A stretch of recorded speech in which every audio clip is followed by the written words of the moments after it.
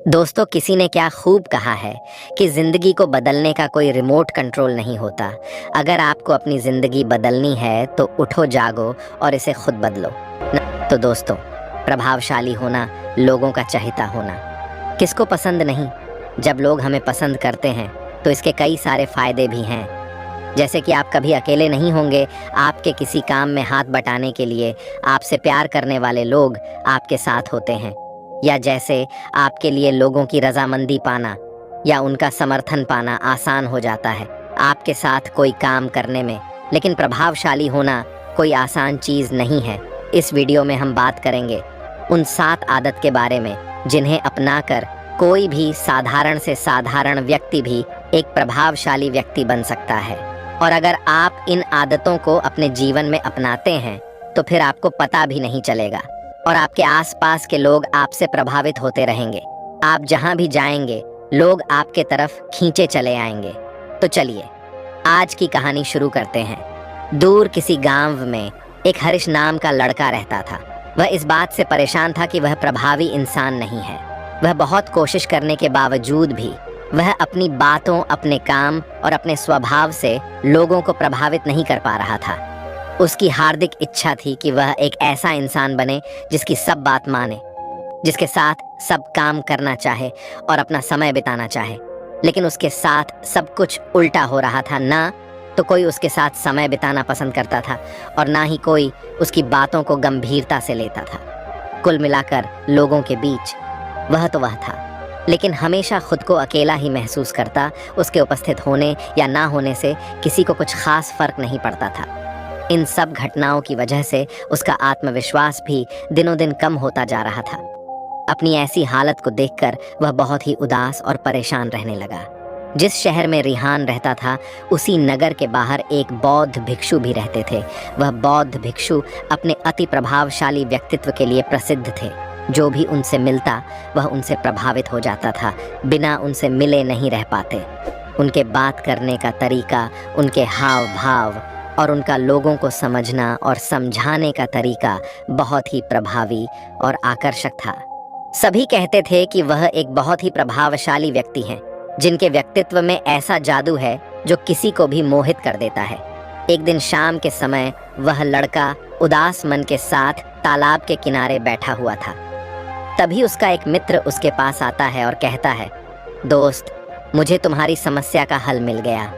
यह सुनकर हरीश बहुत अधिक खुश हो जाता है और पूछता है, क्या समाधान है? तभी उसका दोस्त बताता है कि मुझे एक ऐसे बौद्ध भिक्षु के बारे में पता चला है जो एक प्रभावशाली व्यक्तित्व के मालिक हैं और मुझे पूरा भरोसा है कि उनके पास तेरी इस समस्या का समाधान अवश्य होगा। यह सुनकर हरीश उसकी बातों से सहमत हो गया। हरीश तुरंत ही उन बौद्ध भिक्षुक से मिलने के लिए निकल पड़ता है और उन्हें सारी समस्या बताता है कि कैसे वह एक प्रभावशाली इंसान बनना चाहता है, लेकिन बहुत कोशिश करने के बाद भी वह ऐसा इंसान नहीं बन पा रहा है। बौद्ध भिक्षु ने हरीश की बात पूरे ध्यान से सुनी और फिर कहा, तो तुम चाहते क्या हो?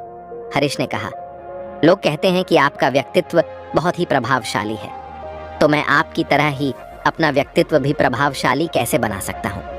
यह सुन बौद्ध भिक्षु ने गंभीर होकर कहा, सबसे पहले तो तुम ये समझो कि एक प्रभावशाली इंसान बनने के लिए अच्छा व्यक्तित्व यानी अच्छी पर्सनैलिटी नहीं बल्कि चरित्र का हो जरूरी है। क्योंकि अगर सिर्फ किसी इंसान का व्यक्तित्व अच्छा है तो वह कुछ समय के लिए तो लोगों को प्रभावित कर सकता है, लेकिन बहुत ही जल्दी लोग यह समझ जाएंगे कि उसके काम के पीछे कोई ना कोई मतलब है, कोई उद्देश्य है।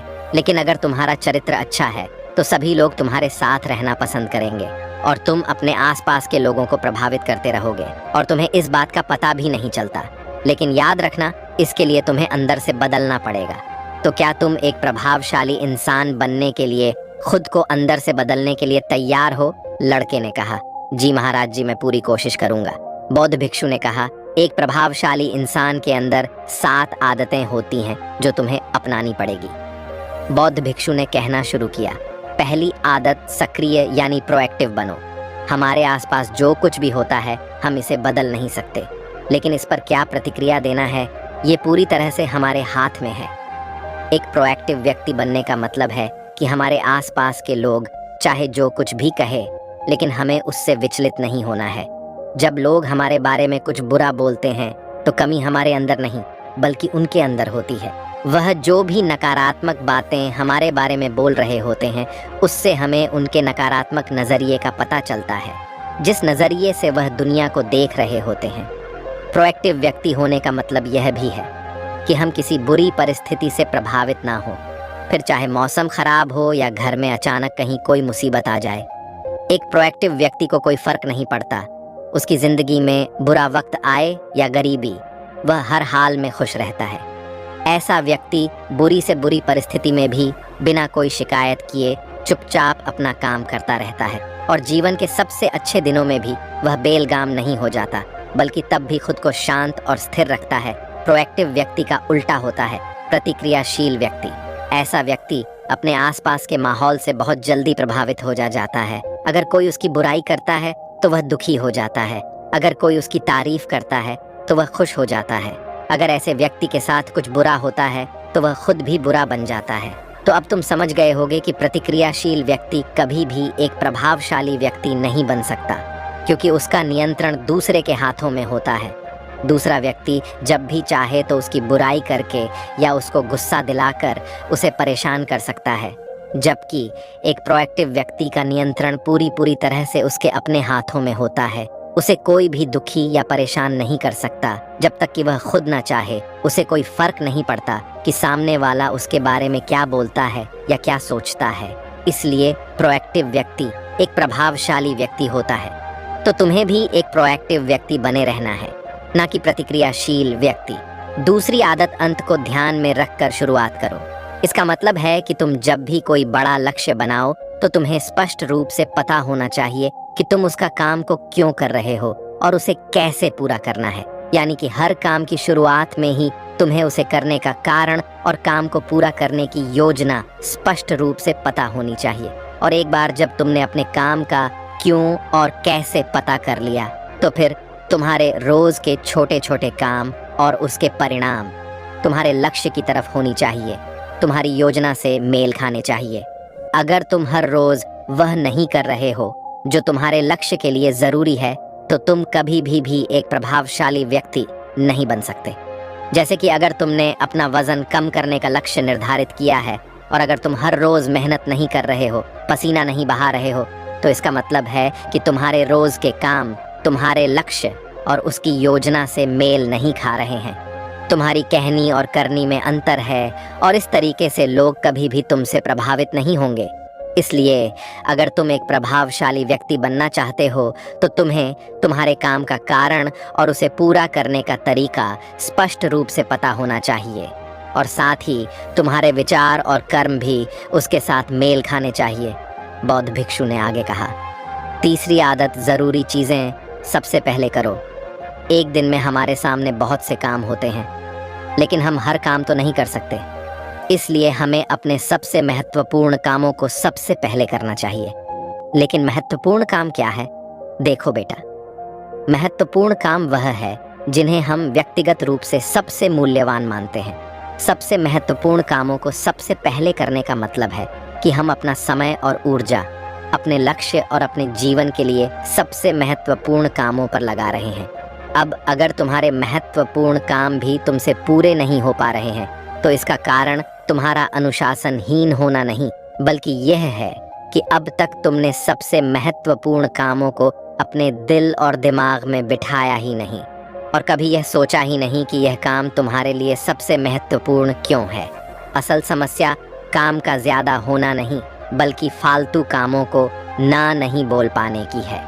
जैसे कि तुम कोई बहुत ज़रूरी काम कर रहे थे, लेकिन तभी तुम्हारा एक मित्र आता है और कहता है, चल थोड़ी देर घूम के आते हैं और बातें भी कर लेंगे। लेकिन अगर तुम्हारे दिमाग में तुम्हारा महत्वपूर्ण काम बैठा हुआ है तो तुम तुरंत ही उसे पूरी विनम्रता के साथ जाने के लिए मना कर दोगे और तुम्हें यही करना है। दिन भर के सारे गैर ज़रूरी कामों को तब तक ना करो जब तक कि तुम्हारे सबसे महत्वपूर्ण काम पूरे ना हो जाए। तो अब तुम समझ गए होगे कि प्रभावशाली लोग सबसे महत्वपूर्ण कामों को सबसे पहले खत्म करते हैं। बौद्ध भिक्षु ने आगे कहा, चौथी आदत, किसी भी काम में खुद के फायदे के साथ साथ दूसरों के फायदे के बारे में भी सोचो। ज्यादातर लोग अपना जीवन दूसरों से तुलना और प्रतिस्पर्धा करते हुए जीते हैं। वे अपनी सफलता दूसरों की असफलता में देखते हैं। यानी अगर मैं जीता तो तुम हारे और मैं हारा तो तुम जीते। इस तरह से जीवन हार जीत का खेल बनकर रह जाता है। लेकिन जो प्रभावशाली लोग होते हैं वे प्रतिस्पर्धा में नहीं बल्कि आपसी सहयोग में विश्वास रखते हैं। उनका मानना होता है कि इस दुनिया में सभी के लिए सब कुछ पर्याप्त मात्रा में है और सबको उसका हिस्सा मिलना चाहिए।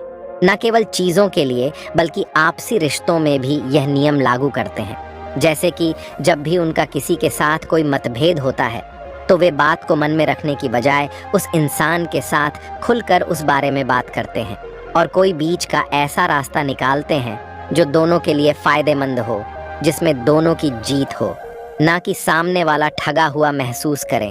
और ऐसा करके वह आपसी मनमुटाव को खत्म करते हैं, साथ ही रिश्तों को पहले से भी ज्यादा मजबूत बना लेते हैं।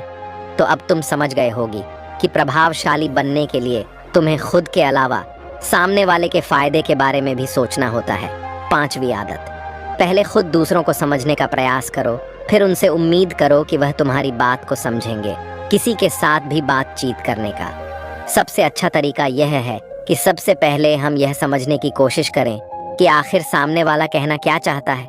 बल्कि मैं तो कहूँगा कि किसी भी इंसान की बात को सुनने और समझने का सबसे अच्छा तरीका है कि हम खुद को उसकी जगह पर रखकर सोचें, तब जाकर हम सही तरीके से समझ पाएंगे कि आखिर सामने वाला हमसे कहना क्या चाहता है।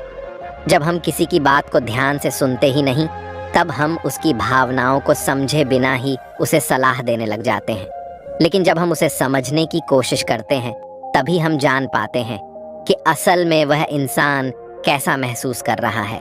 और जब हम इस तरीके से किसी की बात सुनते हैं, तब जाकर हम उस इंसान को कुछ अच्छी सलाह दे पाएंगे।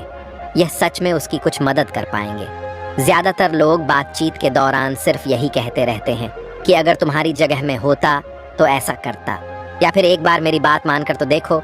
लेकिन वह कभी भी यह समझने का प्रयास नहीं करते कि सामने वाला व्यक्ति क्या कर रहा है। और इसका परिणाम यह होता है कि सामने वाला उन पर कभी भरोसा नहीं करता और फिर ना ही कभी अपनी समस्याएं उनके पास लेकर आता है।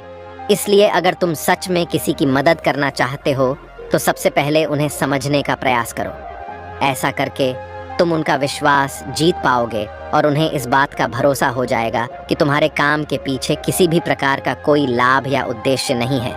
तुम तो बस उनकी मदद करना चाहते हो और फिर इस तरीके से वह भी तुम्हें समझना शुरू कर देंगे। और यही है प्रभावशाली इंसान बनने का 5वां नियम। बौद्ध भिक्षु ने आगे कहा, 6ठा नियम, प्रभावशाली लोग आपसी तालमेल और सहयोग के साथ काम करते हैं। वह लोग जो दूसरों को प्रभावित करते हैं इस बात को अच्छे से समझते हैं कि 2 दिमाग हमेशा ही एक दिमाग से बेहतर होते हैं। इसलिए वह एक दूसरे का सहयोग करके किसी भी समस्या का समाधान निकालने की कोशिश करते हैं।